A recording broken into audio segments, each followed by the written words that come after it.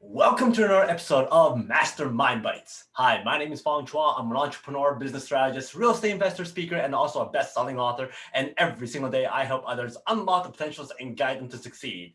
Today on Mastermind Bites, I get to feature another amazing master of his skill sets.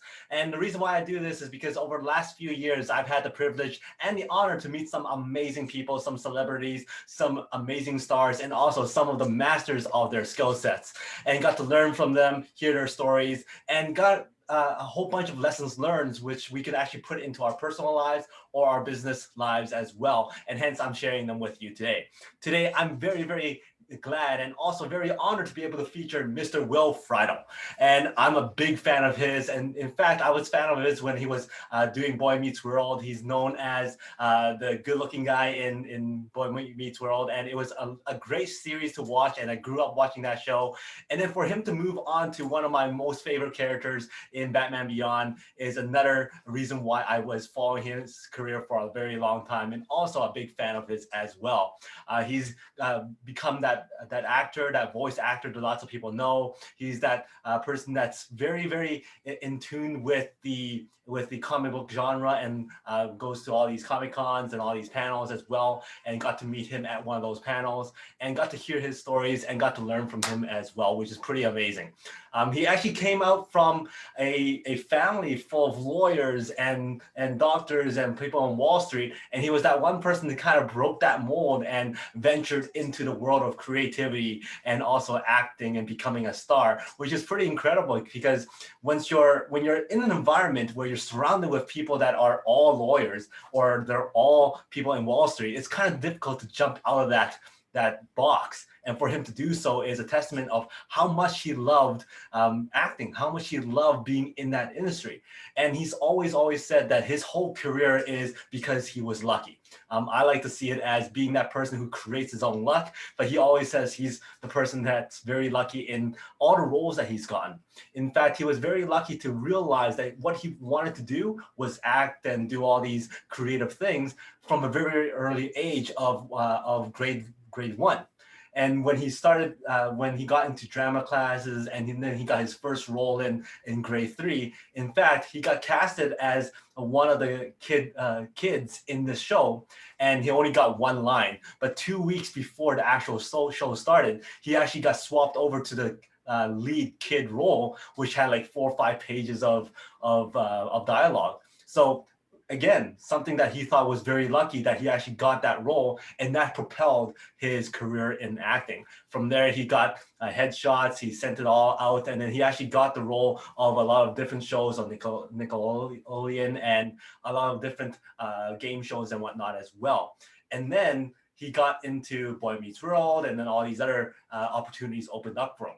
Now, he actually has this amazing skill set where he's able to memorize over 110 pages of script in 1 hour. In fact, not only just his lines, but everybody else's lines as well. So that's amazing. However, when it comes to numbers, he's not very strong with numbers. He's always made that joke saying that, oh, when I can memorize all these pages, but once you show me 9 numbers and tell me to memorize those, then I'm gonna have some problems and stuff like that. So it comes to show that certain people have certain skills and certain people are weak at different things, and he's not afraid to admit that.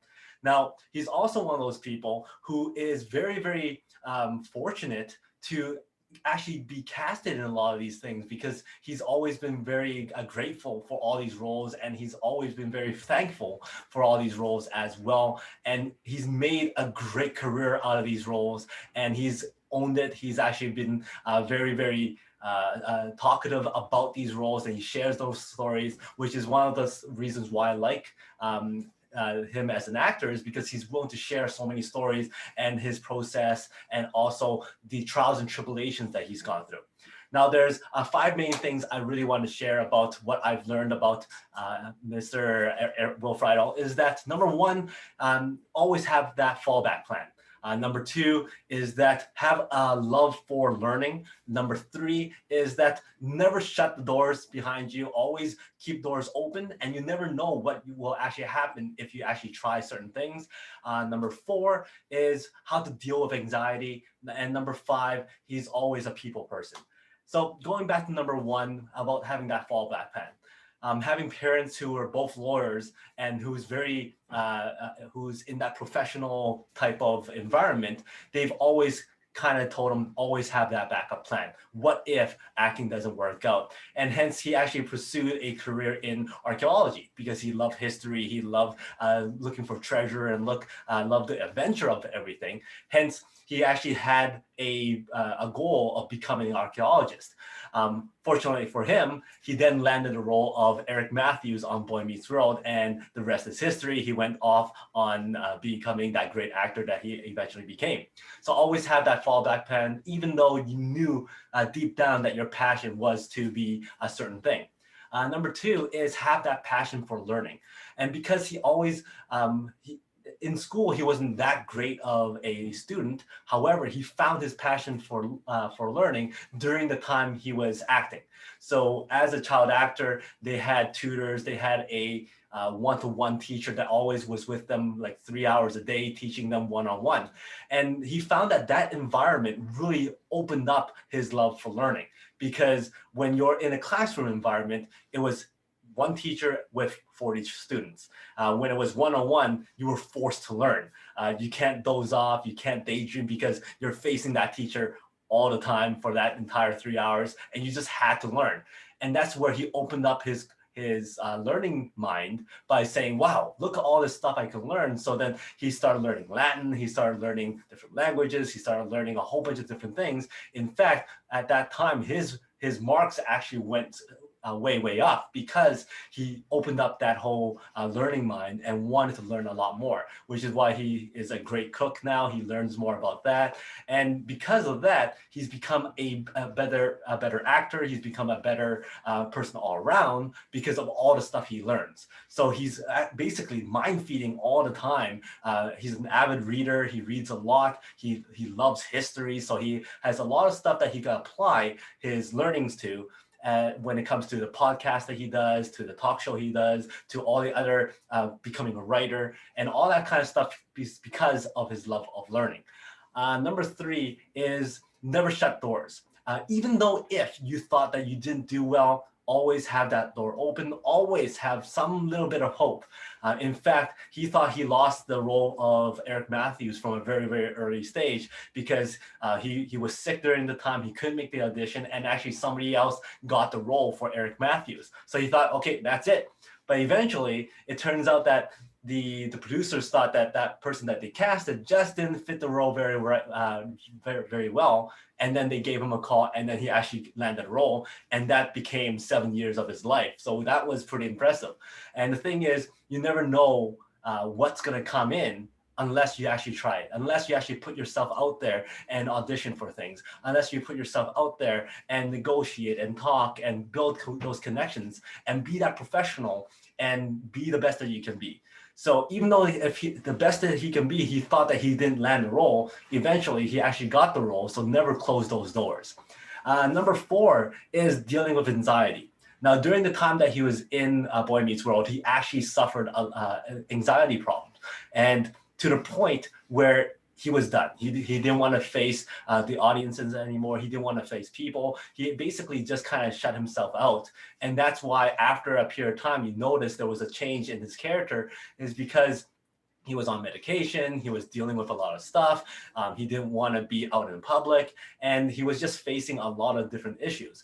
And the one thing that he actually kind of worked out was eventually he went, you know what, I can't have this affecting my life for forever. So how am I going to go against this? What worked for him was talking to people, expressing what his feelings were, sharing his anxiety problems, sharing his experience with other people, and that just kind of took away from the complexity or from the weight of how that anxiety was actually affecting him, because he absolutely loved talking to people at that period of time. But because of these anxiety attacks, it took him away from what he actually loved doing. So basically, it got to the point where he actually stopped doing any acting at all.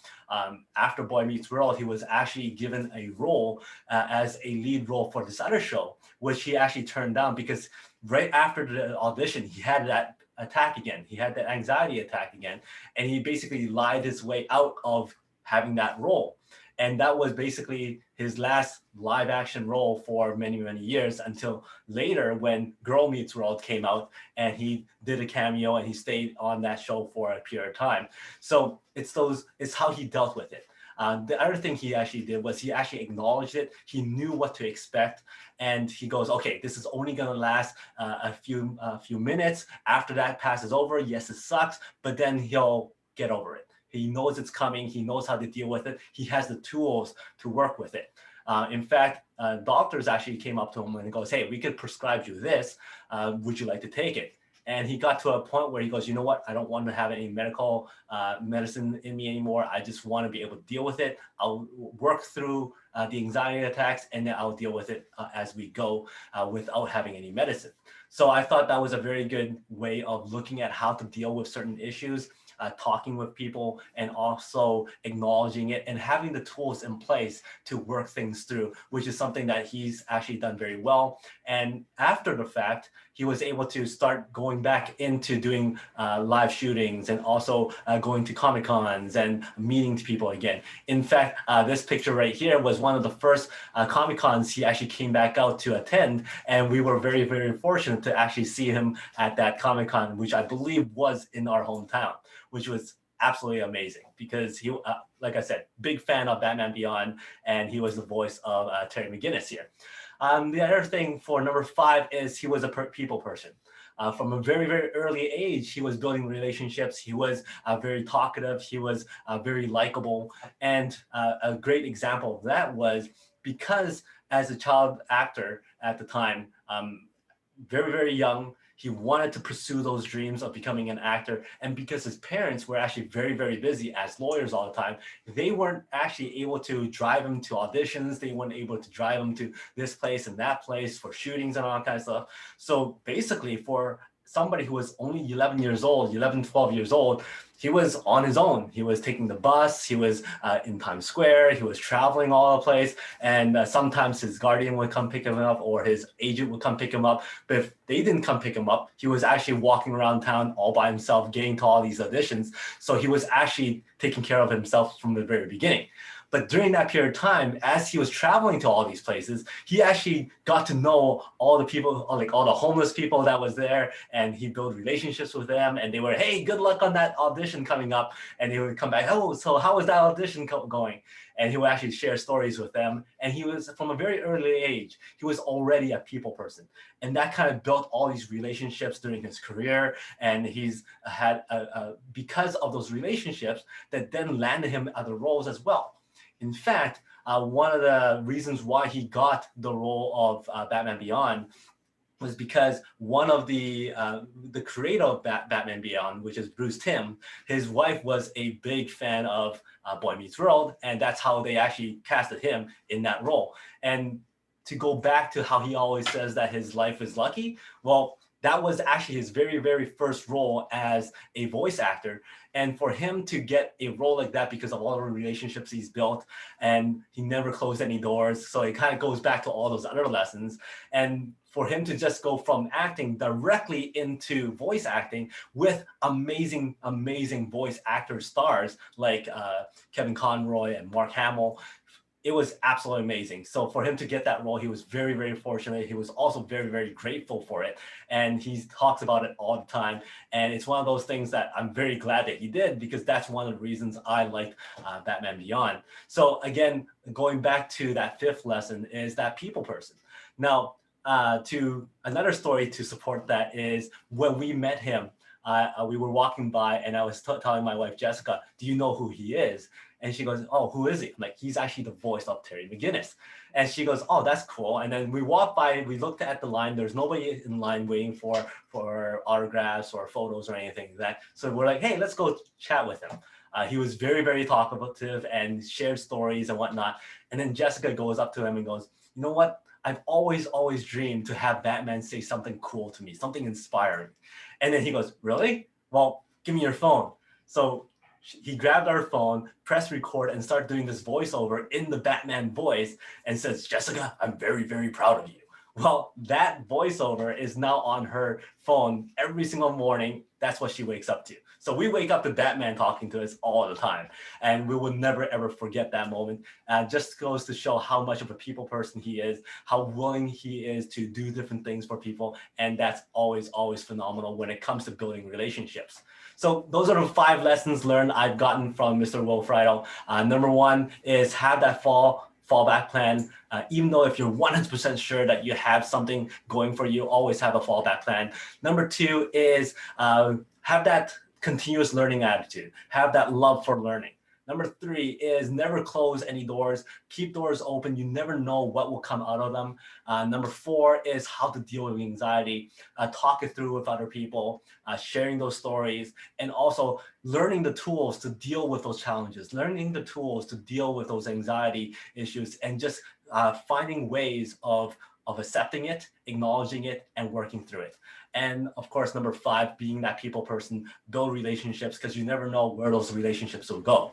So those are the lessons learned I got from Mr. Will Friedle. And if you like this episode, please like and also share and comment. And if you liked this episode, go back to my other episodes on Mastermind Bites. And if you liked Mastermind Bites, we also have the Peak Potential Success Show and also Unlocking the Mind and also Make More Mind Bites.